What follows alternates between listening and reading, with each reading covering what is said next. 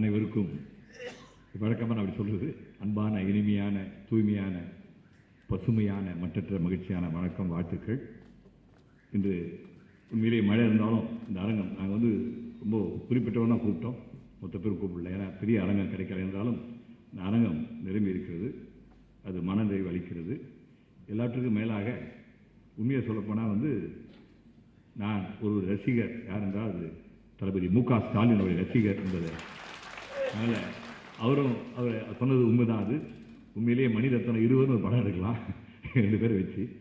ஏனென்றால் ஆரம்ப காலத்திலிருந்தே எங்கள் வங்கியில் பணிபுரியும்போது வந்திருக்காரு. நான் அவரை பற்றி பேச போகிறேன்.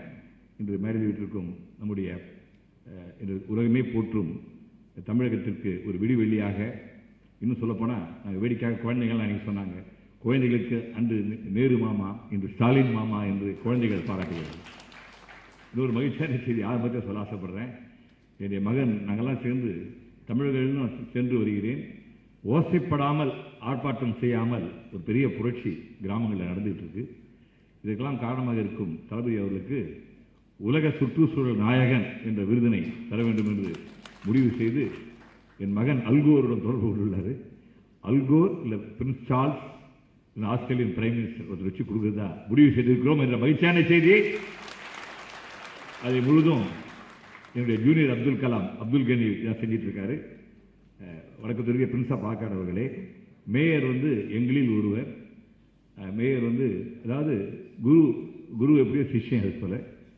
அவர் உண்மையிலே நாளைக்கு மறுநாள் ஒரு ரேடியோவில் பட்டிமன்றம். அந்த பட்டிமன்றத்தில் சிங்கார சென்னை கோலா ஜோக்கா அப்படின்னு பேசணும். நாங்கள் நீங்கள் ஜோக்குன்னு பேசணும்னு சொன்னாங்க. எனக்கு கோவம் வந்துருச்சு. கோல் தான் அது. சிங்கார சென்னை தளபதி உருவாக்கியது. தளபதி உருவாக்கியதை அவரால் அந்த பணியை செய்விடாமல் தடுக்கப்பட்ட போது அதை தொடர்ந்து செய்தவர் தான் மேயர் அவர்கள். தளபதி பாராட்டுக்குரியவர், உலக சுற்றுச்சூழல் நாயகன் அவர். அதே போல் மேயர் அவர்கள் ஒரு அற்புத சீடர். நான் அந்த அல்கோர் நடக்கும் விழாவில் கட்டாயம் அல்கோர் வருவார். நாங்கள் நினைத்தால் நடத்திய தீர்வோம். உலக சுற்றுச்சூழல் விருதில் சென்னை மாநகராட்சிக்கு அதையும் தளபதி தான் வாங்கிப்பார். ஒரு கண்காட்சி நகரம் சென்னை என்பதை தயவுசெய்து குறித்து வச்சுங்க. நம்ம பிரின்ஸா பார்க்கார் சொன்னார். அவர் சொன்னது எனக்கு ஏற்பு இல்லை.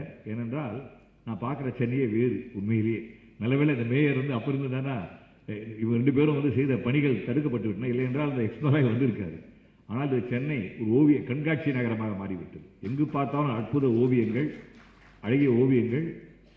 ஓவியங்கள் மட்டுமல்லாது, அது ஓவியம் என்றால் வெறும் கண்ணுக்கு மட்டுமல்ல, அந்த ஓவியர்கள்லாம் வயிற்றுக்கு பிழைப்புக்கு வழி கொடுத்திருக்கார் மேயர் அவர்கள். அதுபோல் சிற்பிகள், சிலைகள், பூங்காக்கள், பாலங்கள் அனைத்தும் நம்முடைய தளபதியுடைய வழிகாட்டுதலில் சிறப்பாக செய்து வரும் நமது மேயர் அவர்களே.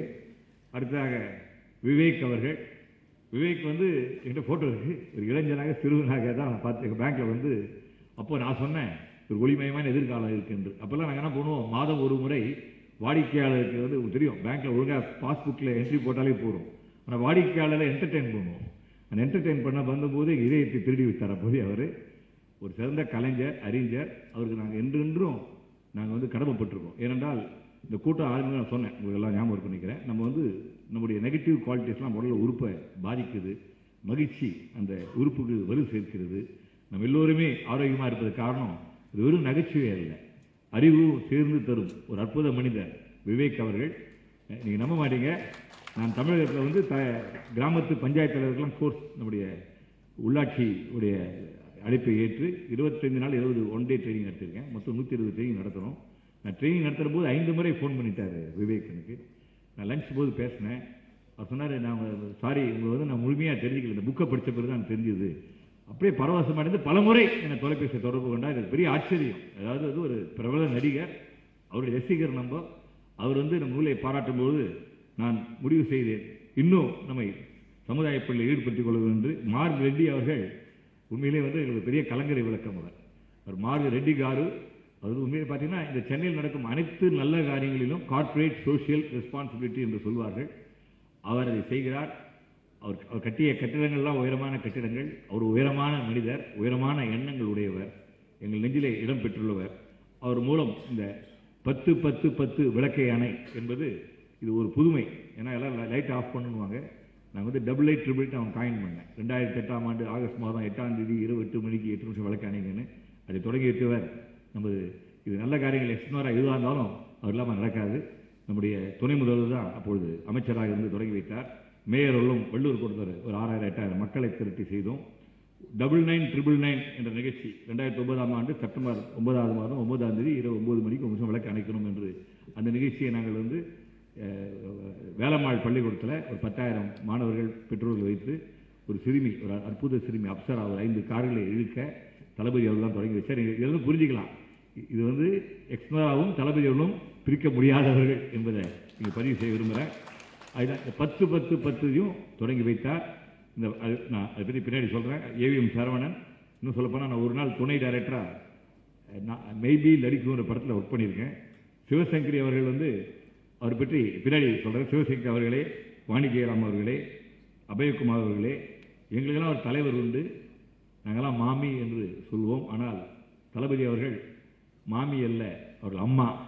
சென்னையில் ஒரு அம்மா தான் என்று கூறப்படும் சுலோச்சனா ராமசேஷன் அவர்கள் உண்மையிலே சொல்லணும்னா சுலோச்சனா ராமசேஷன் என்ற ஒரு பெண்மணி இல்லை என்றால் எக்ஸ்னோரா என்பது கிடையாது என்பதை நான் பதிவு செய்ய விரும்புகிறேன்.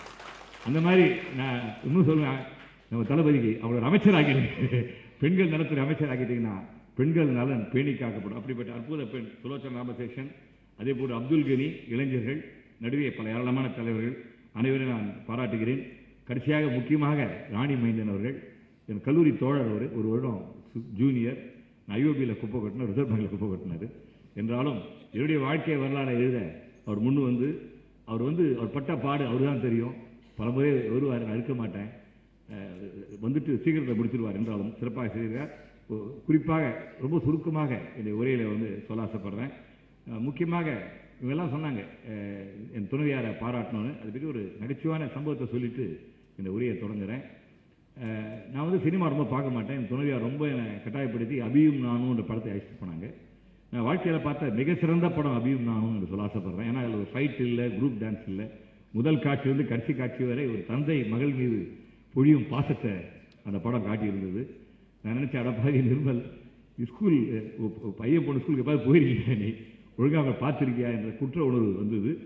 அதனுடைய பலன் அமெரிக்காவில் முதல் முறை போனது பார்த்தா என்னுடைய மனைவியுடைய ஃபோட்டோ பெருசாக ஹாலில் இருக்க ஒரு டாக்டர் வீட்டில் என்னுடைய ஃபோட்டோ சின்னதாக ரெஃப்ரிஜரேட்டரில் ஒட்டிகிட்டு இருந்தது. அப்போ தான் புரிஞ்சது இதை விட்டுட்டோமே. ஆனால் குழந்தைகள் பாசம் வைத்திருக்கிறார்கள். என்னுடைய மகன் ரியா நிர்மல் என்று இருக்கிறார். மகள் பெயர் வந்து அனிதா நிர்மல். ஒரு கோவா கிறிஸ்துவ கிராமம் இருக்கார். அவர் பேர் டிம். ஆக அமெரிக்க குடிமகளாக மாறிவிட்டார். அப்போ வந்து உங்கள் பேரை வந்து கணவர் வந்து அனிதா டிம் மகள் சொல்லிட்டார்.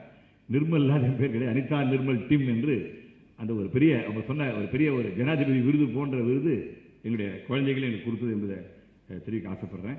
நம்ம தளபதி வந்து அடிக்கடி சொல்லுவேன் அரசியல் ஞானி என்று. அது வந்து பலமுறை நான் பல கூட்டங்களை சொல்லியிருக்கிறேன். நம்ம தளபதியை நான் எப்படி பார்க்குறேன்னு கேட்டிங்கன்னா ஒரு வித்தியாசமாக நான் பார்க்குறேன். அதாவது நம்ம ஸ்டேட்ஸ்மேன் சொல்லுவோம். நம்ம இந்தியா தமிழ்நாட்டை பொறுத்தவரை எனக்கு தெரிந்த முதல் ஸ்டேட்ஸ்மேன் யாருன்னா ராஜாஜி அவர்கள். உங்களுக்குலாம் தெரியும். ராஜாஜி அவர்கள் எளிமைக்கு பெயர் பெற்றவர், தெளிவான சிந்தனை உடையவர். ஒரு யாராவது கடிதம் போட்டால் அவர் போஸ்ட் கார்டில் ரிப்ளை பண்ணுவார்.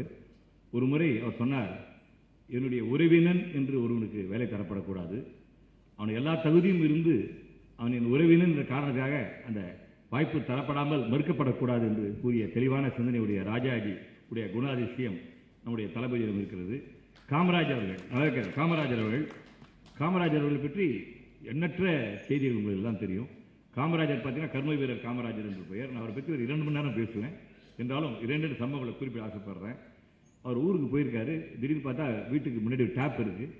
இது ஏது இந்த டேப் எப்படி வந்ததுன்னு கேட்டிருக்காரு. அவங்க சொன்னாங்க, நீங்கள் முதல்வர் இல்லையா, அதனால் தெருவில் போட்டாங்கன்னு. உடனே எடுக்க சொல்லிட்டார். எடுத்துருங்க, இது செய்யக்கூடாதுன்னு சொல்லிட்டாரு. அவருடைய நெருங்கிய நண்பர் வந்து என்னுடைய மகளுக்கு கல்யாணம், நீங்கள் வந்து ஆசீர்வாதம் பண்ணால் முடியாதுன்னுட்டார். நிர்தாட்சமாக முடியாதுன்ட்டார். அந்த நண்பர் வந்து முகம் சுருங்கி போயிட்டார். ஆனால் திருமணத்துக்கு ஒரு 30 மணித்துளிகளுக்கு முன்னாடி ஒரு செய்தி வந்தது, காமராஜர் திருமணத்துக்கு வராருன்னு. காமராஜர் வந்து வாழ்த்தினார். அப்போ வந்து கேட்டார், நீங்கள் வரமாட்டீங்களே, ஏன் வந்தீங்கன்னு. இல்லை நான் வரதான் இருந்தேன், நான் வரேன்னு சொன்னால் எல்லா காவல்துறை அதிகாரிகள் ரோடெல்லாம் ஒரு அமக்கலை போட்டிருக்கோம், பல பேர் நேரம் வீணாகி இருக்கும், அதனால தான் நான் தெரியப்படுத்தாமல்